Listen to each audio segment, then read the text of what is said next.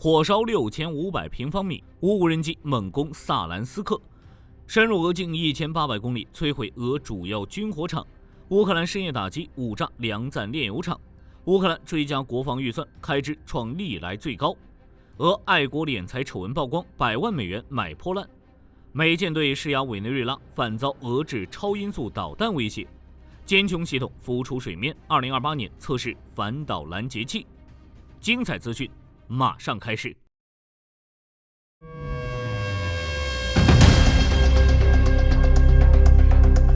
面对乌军无人机的打击，俄罗斯已失去了所有反抗手段，防不住、抓不到、救不了，就是俄军最真实的心情。乌克兰这次对萨兰斯克的猛攻，结局同样不让人意外。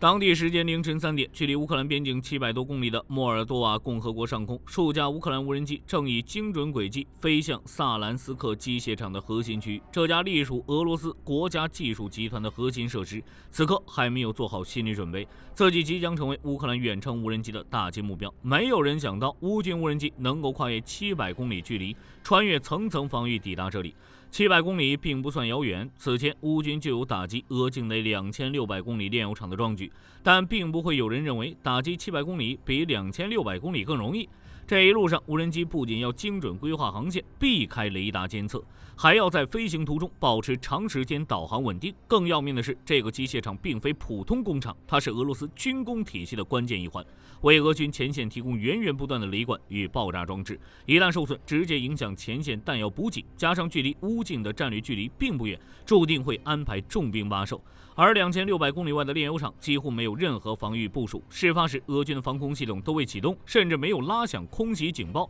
俄罗斯人可能不会料到还有无人机能光顾这里。进行这次行动的乌克兰无人机部队第一独立中心指挥无人机抵达萨兰斯克，第一时间锁定阿特马尔定居点附近工厂的雷管与炸药组装区，炸弹精准命中目标，爆炸瞬间没有多余缓冲，车间储存的雷管与炸药立即被引燃，紧接着2次爆炸相继发生，连锁反应引发彻底失控，一团红色蘑菇云在萨兰斯克夜空绽放。现场画面清晰显示，红色的火球冲上天际，路灯在火光照耀下也黯然失色。乌军这次猛攻摧毁军火厂约6500平方米厂区，相当于一个标准足球场大小，烧成废铁的设备生产线不计其数。第一次爆炸只是一片雪花，后续引发的弹药殉爆则是埋葬俄军前线弹药补给的雪崩。萨兰斯克机械厂完了，这是当地俄罗斯人的第一想法，而乌克兰仅仅付出数十万美元代价。该州州长阿尔乔姆·兹杜诺夫哀嚎：“我们企业遭受了严重损失。”值得注意的是，萨兰斯克机械厂遇袭并非孤立，哀嚎的不只有阿尔乔姆·兹杜诺夫，车里亚宾斯克州州长在同一天发出了同样的悲鸣。当地时间午夜前夕，车里亚宾斯克迎来几位不速之客。乌克兰无人机横跨乌拉尔山脉，飞越米阿斯河上游，以隐踪方式抵达列宁区和邻近的科佩伊斯克地区上空。紧接着，位于附近的普拉斯特马斯军工厂传来强烈爆炸声，还在睡梦中的车里亚宾斯克人在同一时间被惊醒。最先发现爆炸的目击者看到一团暗红色蘑菇云慢慢爬升，黑色烟柱拉成一条直线。车里亚宾斯克人无法理解为什么普拉斯特马斯军工厂会遭到乌军袭击，因为它距离乌克兰边境足有1800公里。在工厂周围，俄罗斯防空部队早早做好部署，全副武装下，乌克兰根本没有机会进入该区域，更不用说发动打击行动。那乌克兰的袭击又是怎样完成的？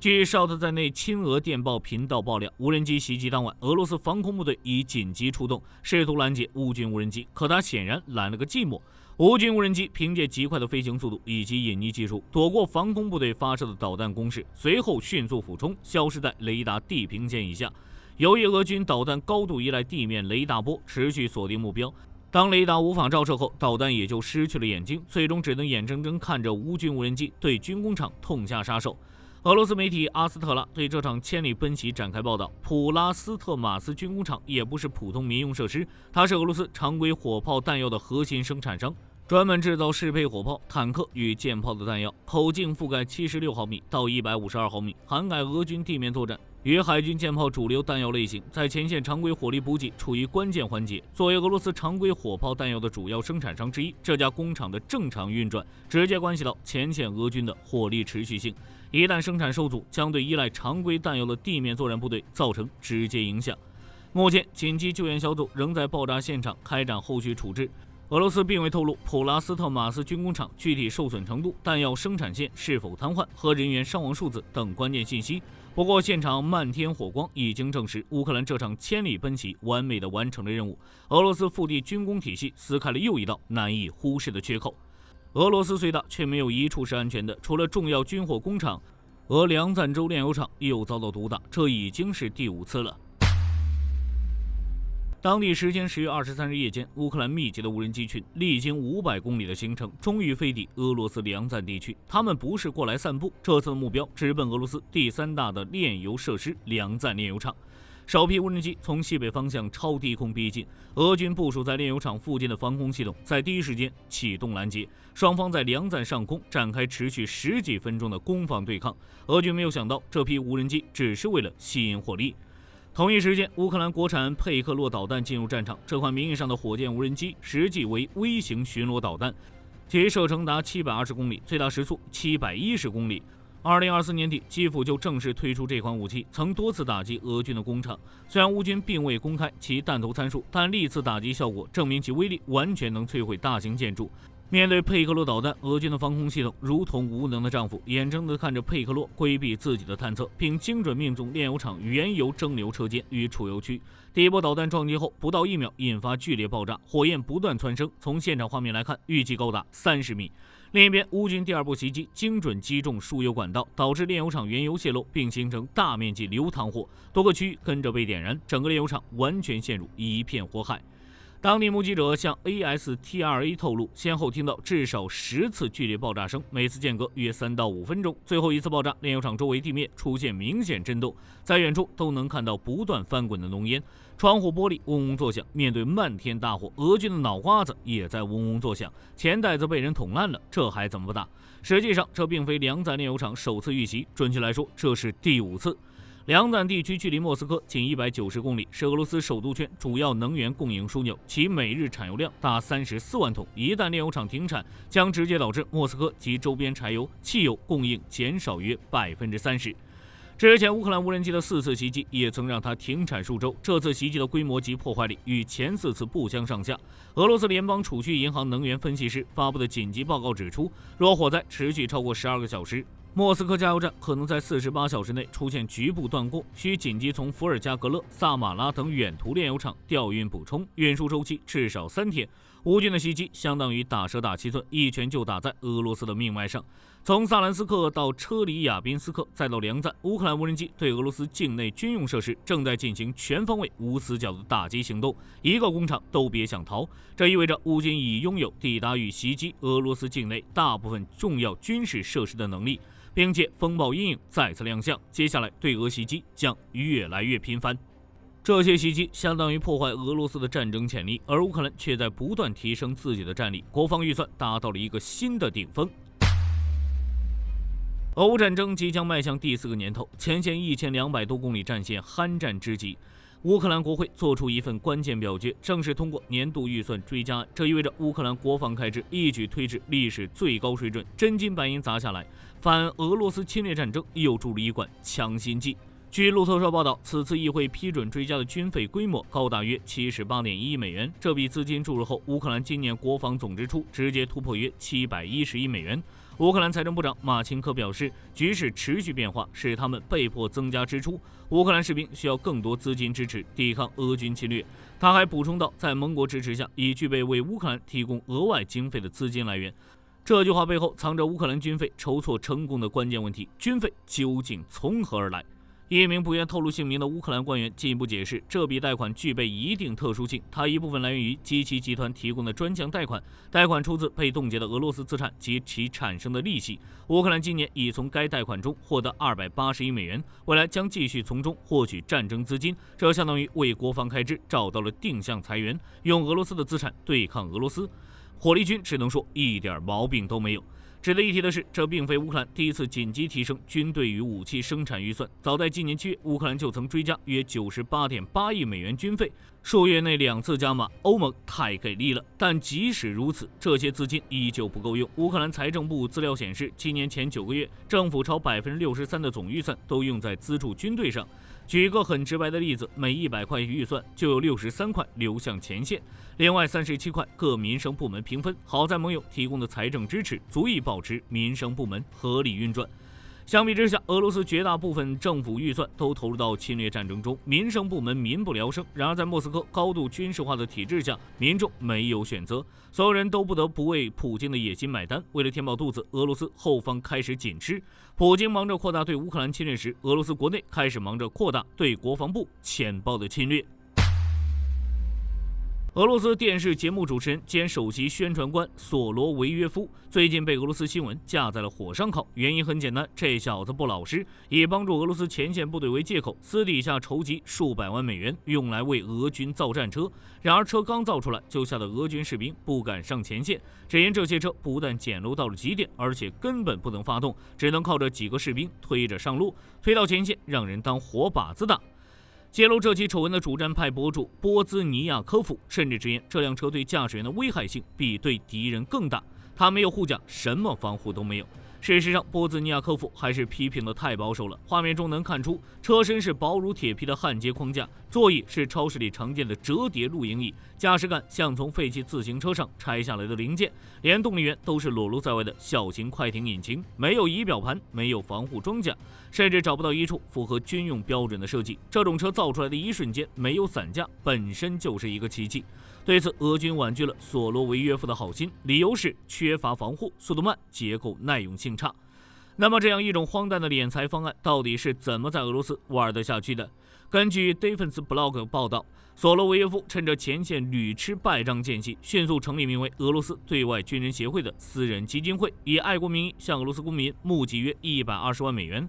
明面上帮助俄罗斯前线部队提供战地越野车，然而这些钱大部分都留在了基金会账目上，然后跑进他自己口袋，只拿出极小一部分资金，造出一堆奇怪又简陋的所谓轻型越野车。俄军士兵开这种越野车，恐怕只能开进自己的坟头。有意思的是，索罗维耶夫的100万美元造废铁事件在俄罗斯并非个例，大量与克里姆林宫有关的宣传人士不断利用爱国筹款活动提升公众形象，同时又逃避回答实际资金去向。索罗维耶夫只是其中叫嚣声音最大的一员，他将自己描绘成最支持俄罗斯战争的说服者。他的电视节目经常发表针对乌克兰和欧洲的激进言论，并呼吁扩大军事行动。这下好了，俄国防部确实要扩大军事行动，不过是针对他的军事行动。由此能够看出，俄罗斯的侵略战争已经走向一个不可挽回的深渊，外部节节败退，内部蛀虫增多，失败也只是时间问题。